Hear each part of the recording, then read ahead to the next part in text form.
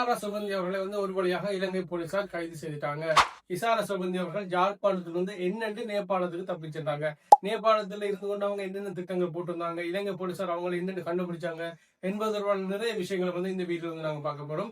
நீங்க நம்ம சேனலை சப்ஸ்கிரைப் பண்ணலன்னு சொன்னா ஒருக்கா சப்ஸ்கிரைப் பண்ணிச்சு வீடியோ தொடர்ந்து. கடந்த பிப்ரவரி 19 பார்த்தோம்னு சொன்னா நீதிமன்ற வளாகத்துக்குள்ள வச்சு கடைமுள்ள சஞ்சீவ் அவர்களை சுட்டுக் கொள்றாங்க. யார் சுட்டுக் கொண்டோன்னு சொல்லி எங்களுக்கு தெரியும். முன்னாள் ராணுவ கமாண்ட் அவர்கள், சலிந்து சொல்லப்படுகின்ற முன்னாள் ராணுவ கமாண்ட் அவர்கள் ஒரு லோயர் மாதிரி விஷம் போட்டுக்கொண்டு நீதிமன்ற வளாகத்துக்குள்ள வச்சு கடைமுள்ள சஞ்சீவ் அவர்களை சுட்டுக் கொள்றது. இந்த கடைமுள்ள சஞ்சீவ் அவர்களை சுட்டுக்கொள்ள யாரு திட்டம் போட்டுறன்னு சொல்லி பார்த்தோம்னா கெகல் பத்திர பத்மகுழு. இந்த குழு தான் இந்த சமிந்துவை வச்சு சமிந்துவுக்கு காசு கொடுத்து கடைமுள்ள சஞ்சீவை நீதிமன்ற வளாகத்துக்குள்ள வச்சு சுட்டுக் கொள்றாங்க. ரைட். இந்த சமிந்து அவர்களுக்கு உதவி செய்ய வந்த இன்னொரு நபர் தான் இந்த சிபந்தி அவர்கள்.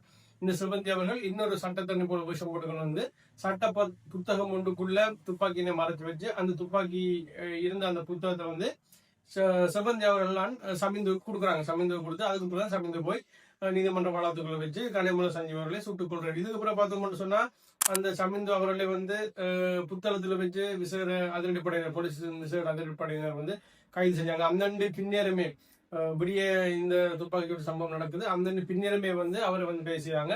அதுக்கப்புறம் பார்த்தோம்னு சொன்னா இஷாரா சுபந்தி அவர்கள் அங்கே இருந்து தப்பிச்சு சென்று விட்டாங்க. இஷாரா சுபந்தி அவர்களை நாடு முழுவதுமே இலங்கை போலீசார் தேடினாங்க. ஆனா இஷாரா சுபந்தி அவர்கள் கிடைக்கவில்லை.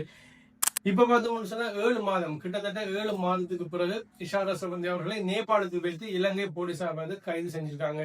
இங்க இருந்து நேபாளத்துக்கு போய் அங்க இவங்க இருக்கிற இடத்தை அறிஞ்சு அந்த இடத்த சுத்தி பல நாட்களாக வேவு பார்த்து அதுக்கு பிறகு அவங்கள கைது செஞ்சிருக்காங்க.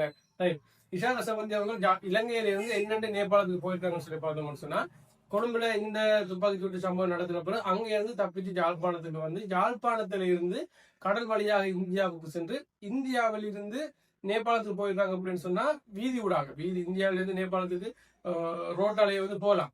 சொன்னா 2 நாடு பக்கத்து பக்கத்துல நிலங்கள் இணைக்கப்பட்ட நாடு. நேபாளம் இந்தியாலாம் பக்கத்துல போயிருக்க நாடு. அதனால பார்த்தோம்னு சொன்னா பிளைட் எல்லாம் கட்டாயம் போகணும் மட்டும் இல்ல, கடல் தாண்டி போகணும் மட்டும் இல்லை. அதனால பார்த்தோம்னு சொன்னா இந்தியாவில் ரோட் ஊடாகவே ரோட் தரைவழி பாதை ஊடாகவே இவங்க நேபாளத்துக்கு போயிருக்காங்க. நேபாளத்துக்கு போய் அங்க என்ன திட்டம் போட்டிருக்காங்கன்னு சொன்னா அங்க இருந்து ஒரு ஐரோப்பிய நாடு தப்பி செல்றதுக்கு திட்டம் போட்டிருக்காங்க.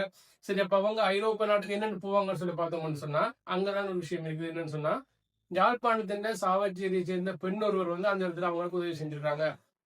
அந்த இஷாரா சுபந்தி போலவே தோற்றத்துல இருக்கிற ஒரு பெண் ஒருவர் இந்த யாழ்ப்பாணம் சாவச்சேரியை சேர்ந்த ஒரு பெண் ஒருவர். அந்த பெண்ணின் பாஸ்போர்ட், அந்த பெண்ணுடைய தரவுகள், அந்த பெண் பற்றிய தரவுகளை வைத்துக்கொண்டு உருவாக்கின ஒரு பாஸ்போர்ட்டை வச்சுக்கொண்டு இஷாரா சுபந்தி அவர்கள் அந்த பாஸ்போர்ட்டை வச்சுக்கொண்டு தப்பிச்செல்ல திட்டம் போட்டிருக்காங்க. அதாவது 2 பேருமே உருவ ஒற்றுமையில் இருந்தபடியினால பார்த்தோம்னு சொன்னா இவங்களுடைய அதாவது சாவச்சேரி பெண் அவருடைய பாஸ்போர்ட்டை வைத்து இஷாரா சுபந்தி அவர்கள் தப்பிச்சு போறதுக்காக திட்டம் போட்டிருக்காங்க. இஷாரா சுபந்தி அவர்கள் நேபாளத்தில் உள்ள பக்தபூர் மாவட்டத்தில் உள்ள திப்பஸ் பார்க் பகுதியில் சொல்லப்படுகின்ற ஒரு பார்க் பகுதியில் இருக்கிற ஒரு ஆடம்பரமான இல்லத்துலதான் இவங்க தங்கி இருந்திருக்காங்க. அந்த ஆடம்பரமான இல்லத்தை சுத்தி ஏற்கனவே போலீசார் இஷாரா சுபந்தி அவர்கள் அந்த இல்லத்துல இருக்கிறாங்கன்ற விஷயத்தை கண்டுபிடிச்சு அந்த இல்லத்தினை சுற்றி பல நாட்களாக மாறு வேடத்துல வேவு பார்த்திருக்காங்க. வேவு பார்த்துதான் இஷாரா சுபந்தி அவர்களை கைது செஞ்சிருக்காங்க. இந்த கைது நடவடிக்கையின் போது இன்னொரு ஆச்சரியமான விஷயம் நடந்திருக்கு. என்னன்னு சொன்னா இந்த இஷாரா சுபந்தி அவர்களுக்கு தான் ஏற்கனவே கைதாக போறேன் என்ற விஷயம் அவங்களுக்கு ஏற்கனவே தெரிஞ்சிருக்குது. இதுல பார்த்தோம்னு சொன்ன என்ன நடந்திருக்குன்னு சொன்னா மேல் மாகாண வடக்கு குற்றத்தடுப்பு பிரிவின் ஏஎஸ்பி ரொஹான் ஒழுகல மற்றும் சிஐடி பரிசோதகர் கிஹான் டி சில்வா தலைமையில தான் இந்த குழு நேபாளத்துக்கு போயிருக்காங்க. ஏஎஸ்பி ஒழுகல தலைமையிலான குழு இஷாரா சுபந்தியை கைது செய்ய போயிருக்காங்க. அப்ப இஷாரா பார்த்தோம்னு சொன்னா ஏஎஸ்பி ஒழுங்கல் அவர்களை கண்ட பிறகு என்ன செஞ்சிருக்காங்கன்னு சொன்னா ஒழுகல சார்ன்னு சொல்லி இருக்காங்க. இதுக்கு ஒழுகல சார் ஏஎஸ்பி அவர்கள் பதிலுக்கு என்ன சொல்லிருக்காங்கன்னு சொன்னா எப்படி இருக்கிறான்னு சொல்லி இஷாராட்ட அவங்க கேட்டிருக்காங்க. இதுல இன்னொரு விஷயம் நடந்திருக்கு. என்னன்னு சொன்னா இஷாரா சுபந்தியோட சேர்த்து இன்னும் 4 பேரை அந்த சாவச்சேரி பகுதியை சேர்ந்த பெண்ணொருவர் உட்பட மேலதிகமாக இன்னும் 3 பேரை போலீசார் கைது செஞ்சிருக்காங்க. அந்த மேலதிகமாக இருந்த அந்த 3 பேர்ல ஒரு ஆளை பார்த்தோம்னு சொன்னா ஏஎஸ்பி ஒழுங்கல் அவர்களுக்கு 50 லட்சம் ரூபாய் லஞ்சமாக பணம் தருவதாக சொல்லி கேட்டிருக்காங்க. அதாவது தன்னை விடுதலை செய்ய சொல்லி, தன்னை பிடிக்காமல் விட சொல்லி, பிடிக்காமல் விட்டா 50 லட்சம் ரூபாய் லஞ்சமாக பணம் தருவதாகவும் சொல்லியிருக்கிறார். அந்த விடயமும் அங்க மறுக்கப்பட்டு அனைவருமே கைது செய்யப்பட்டிருக்கிறார்கள். அனைவருமே கெதியாக நாட்டுக்கு கொண்டு வரப்பட இருக்கிறார்கள். இதுல இன்னொரு விஷயம் இருக்கு. என்னன்னு சொன்னா இஷாரா சுபந்தி அவர்கள் தான் கைதான போது இன்னொரு விஷயத்த சொல்லியிருக்காங்க. என்னன்னு சொன்னா நேபாளத்துல 7 மாத காலமாக நேபாளத்துல சிக்கி தான் கஷ்டப்பட்டதாகவும் இலங்கைக்கு வந்தா தான் நிம்மதியாக இருப்பான்னு சொல்லி ஒரு விஷயத்த சொல்லியிருக்காங்க. தான் இலங்கைக்கு வந்திருந்தா தான் நிம்மதியா இருப்பேன். ஆனா போலீசார் இருக்கிறாங்க, போலீசார் தன்னை கைது செய்வாங்க என்ற பயத்தால தான் இலங்கைக்கு வராம நேபாளத்துல இருந்ததாகவும் அவங்க சொல்லியிருக்காங்க. இஷாரா செவந்தியின் கைது தொடர்பான ஒரு பரபரப்பான விஷயம் ஒரு பக்கம் இருக்கட்டும். அடுத்த முக்கியமான விடயம் என்னன்னு சொன்னா, இலங்கையிலிருந்து பெரிய பெரிய கிரைம்ஸ், பெரிய பெரிய கொலைகள், பெரிய பெரிய போதைப் பொருட்கள் கடத்தல்கள், பெரிய பெரிய கொள்ளை சம்பவங்களோடு தொடர்புடைய பெரிய பெரிய குற்றவாளிகளை பார்த்தோம்னு சொன்னா இலங்கையிலிருந்து தப்பிச்சு போய் வெளிநாட்டுல இருந்திருக்காங்க. மொத்தமாக 40 குற்றவாளிகள் இலங்கையில இருந்து தப்பிச்சு போய் வெளிநாட்டுல இருந்திருக்காங்க. முக்கியமான குற்றவாளிகள்.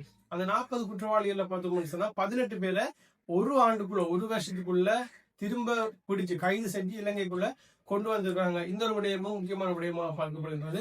இந்த இஷாரா செவந்தியின் கைது தொடர்பான மேலதிகமான தகவல் உங்களுக்கு தெரியும்னு சொன்னா அதை நினைச்சு மறக்காம கமெண்ட் செக்ஷன்ல பதிவு செய்யுங்க. நீங்க நம்ம சேனலை சப்ஸ்கிரைப் பண்ணலன்னு சொன்னா ஒருக்கா சப்ஸ்கிரைப் பண்ணிச்சு இந்த வீடியோக்கு லைக் பண்ணிட்டு உங்களோட ஃப்ரெண்ட்ஸுக்கு ஷேர் பண்ணுங்க. இன்னொரு வீடியோ உங்களை சந்திக்கிறேன். நன்றி.